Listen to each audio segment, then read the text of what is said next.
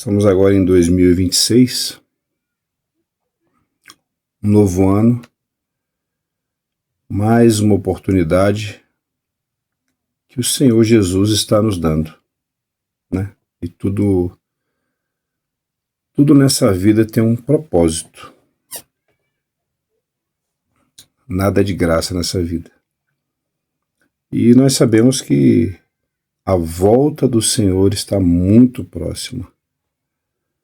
Então, o momento agora é de reflexão, de busca e aproximação com o nosso Senhor, né? Isso é uma questão muito importante para os nossos dias agora. Quanto mais nos aproximarmos do Senhor, esse é o melhor caminho para cada um de nós. Bom, eu já postei algumas coisas no canal antes, alguns vídeos curtos também, e com a graça do nosso Senhor eu pretendo, e com a direção dele, do Espírito Santo, eu pretendo então falar uma sequência de assuntos aqui, principalmente sobre salvação, sobre reino, sobre o que acontece após a morte, sobre algumas questões do Apocalipse. E tem uma passagem aqui muito rica, então, para a gente comentar sobre ela. E ela vai abordar muitos assuntos aí que trazem muitas dúvidas aos irmãos, muitas polêmicas, porque infelizmente muitas pessoas, e pessoas até famosas, né, vamos dizer assim, que tem muitos seguidores no YouTube, Instagram, que falam algumas coisas que realmente a Bíblia não confirma, mas enfim. Vamos falar hoje então do famoso ladrão da cruz, né? O Senhor ele foi crucificado e ao lado dele estavam dois malfeitores, como a Bíblia cita, né? Um deles realmente estava ali escarnecendo o Senhor, mas o outro, no último momento, ele reconheceu a Jesus Cristo como seu Senhor e Salvador. E ele fez um pedido um tanto quanto peculiar, né? Lembra-te de mim quando vieres no teu reino. Isso é uma coisa que nós falaremos também mais à frente. E sabemos que salvação e reino são coisas totalmente diferentes. E o Senhor respondeu o seguinte, Lucas 22, no versículo 43. Jesus lhe respondeu, em verdade te digo, que hoje estarás comigo no paraíso. Então nós vamos falar sobre isso hoje, com a graça do nosso Deus. Vamos fazer uma oração para que o Senhor possa nos guiar então nessa jornada. Senhor, obrigado por mais essa oportunidade, que o Senhor possa nos ajudar e a cada pessoa que vir e ouvir esse vídeo, que o Senhor possa abrir o nosso entendimento, a nossa mente, o nosso coração, para entender a Tua Palavra, com a ajuda do Teu Santo Espírito. Nós te agradecemos e te louvamos, em nome de Jesus. Bom, irmãos, então Lucas 22, né, começa lá atrás a história. Lá no 39, né, um dos malfeitores crucificados blasfemava contra ele, dizendo, não és tu o Cristo? Salva-te a ti mesmo e a nós também. Respondendo-lhe, porém, o outro, repreendeu, dizendo, nem ao menos temes a Deus, estando sobre igual sentença? Nós, na verdade, com justiça, porque recebemos o castigo que os nossos atos merecem, mas este nenhum mal fez. E acrescentou, Jesus, lembra-te de mim quando vieres no teu reino. Ou seja, ele tinha conhecimento de que um dia o Senhor voltaria e estabeleceria o reino dele. E Jesus respondeu, em verdade te digo que hoje estarás comigo no paraíso. Então, para a gente começar a analisar isso aqui, né, à luz das Escrituras, onde fica o paraíso? E o Senhor deu a certeza para ele que naquele dia estaria no paraíso com Jesus Cristo. Para isso, irmãos, a gente vai ter que analisar então algumas situações. Para onde Jesus foi assim que ele morreu? É uma pergunta bem interessante, né? Porque se ele, como diz a palavra, prometeu ao ladrão que naquele dia ele já estaria no paraíso, então nós temos que descobrir para onde Jesus Cristo foi, assim que ele morreu, né? Então, o primeiro ponto aqui, nós vamos analisar quando Jesus está em uma discussão ali, né, com os fariseus e tal. Então, ali em Mateus 12, a partir do versículo 38, então alguns escribas e fariseus replicaram: Mestre, queremos ver de tua parte algum sinal. Ele, porém, respondeu: uma geração má e adúltera pede um sinal, mas nenhum sinal lhe será dado, senão o do profeta Jonas. Porque assim como esteve Jonas 3 dias e 3 noites no ventre do grande peixe, assim o Filho do Homem estará 3 dias e 3 noites no coração da terra. Então, olha só que interessante, né, irmãos? O Senhor está dando aqui um grande direcionamento para a gente. Então, após a sua morte, ele foi até o coração da terra. E onde seria isso, né? Vamos lá no livro de Jonas, então, para a gente tirar algumas dúvidas.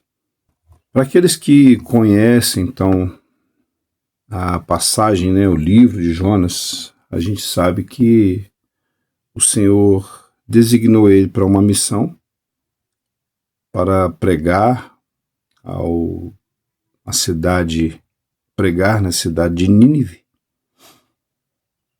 E ele simplesmente fugiu, né? Pelo menos tentou fugir da presença de Deus.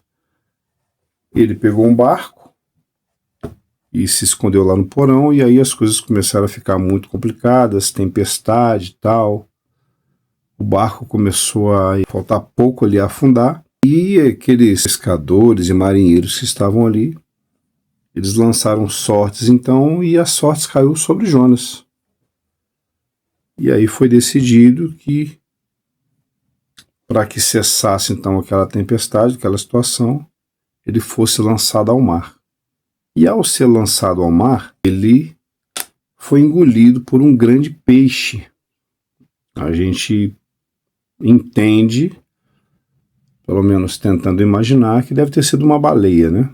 Que é um dos maiores peixes que nós temos aí nos mares. E o que acontece com isso, né? De repente, às vezes você imagina então que ele ficou vivo no ventre do peixe esses 3 dias, né? Mas, como citado por Jesus, né, ele mesmo disse: assim como Jonas ficou no ventre do grande peixe 3 dias e 3 noites, assim o Filho do Homem também ficará no seio da terra. E Jesus, ele morreu, né? Ele morreu. A sequência foi a mesma para todos. Na cruz, ele entrega então o seu espírito, né? Porque a Bíblia diz que o espírito ele volta para Deus. É uma questão que a gente vai abordar depois, né? Porque o homem, ele é tripartido, né? Há muitos pregadores que dizem por aí, famosos inclusive, que só existe o corpo e que a alma e o espírito são uma coisa só. E isso não é uma verdade. A Bíblia mostra claramente que nós somos tripartidos, assim como o Senhor é.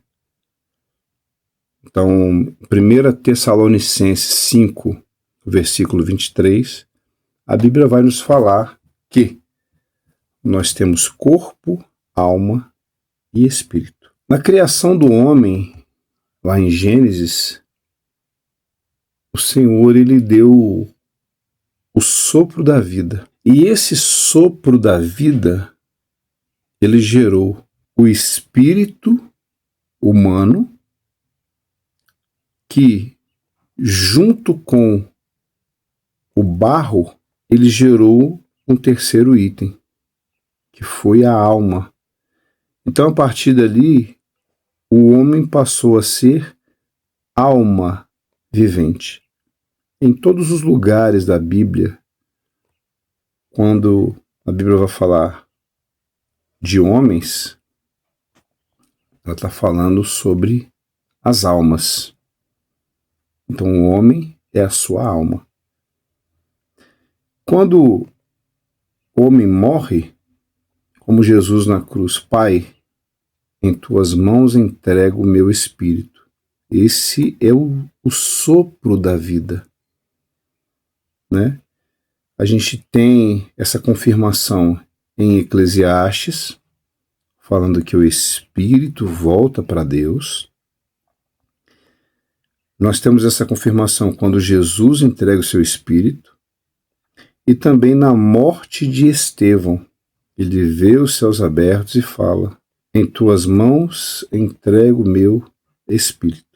E essa parte criadora, esse sopro da vida, ele volta para Deus. E aí a alma de todo ser humano que morre, ela vai para o Hades.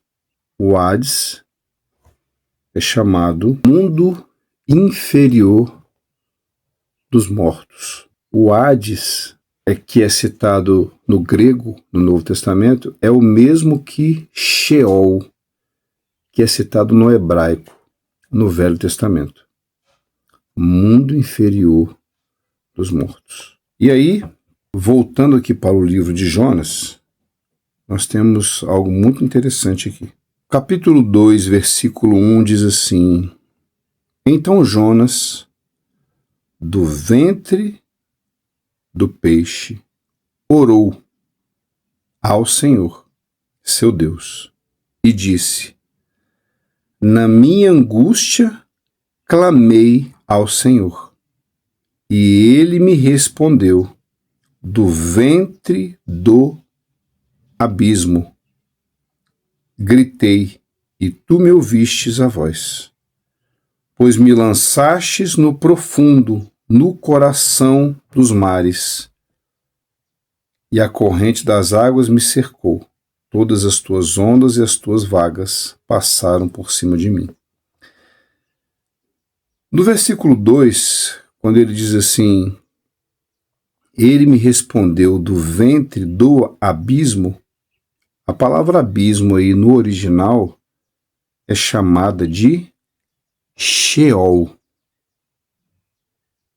que é o mesmo que Hades. Então, isso prova que realmente Jonas morreu. O seu corpo ficou 3 dias e 3 noites lá dentro do ventre do grande peixe, mas a sua alma foi para o Hades. E lá no Hades, ao contrário do que muitos pensam após a morte, a alma não está num sono profundo. Lá existe uma interação, né?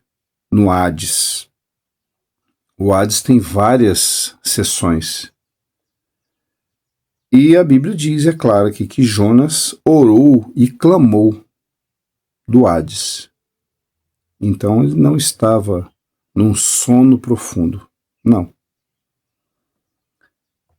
E ele clamou, e depois de 3 dias, o peixe então o lançou na praia, e o Senhor o ressuscitou para cumprir o propósito a que o Senhor tinha chamado. Então Jesus deixou bem claro, esse é um dos primeiros exemplos que a gente está vendo aqui, que assim como Jonas esteve 3 dias e 3 noites no ventre do grande peixe, e agora lendo a passagem de Jonas, a gente viu aqui que ele realmente estava no Sheol, no Hades. Então assim também Jesus Cristo iria estar no centro da terra, que é o mesmo lugar. Amém? Vamos então, no próximo vídeo, dar continuidade para onde Jesus foi após a sua morte, para que a gente possa entender então a promessa de Jesus Cristo para o ladrão. Hoje estarás comigo no paraíso. Que o Senhor te abençoe e te guarde. Se você tiver alguma dúvida, coloque aí nos comentários. A Bíblia responde tudo. Amém. Fique na paz de Cristo.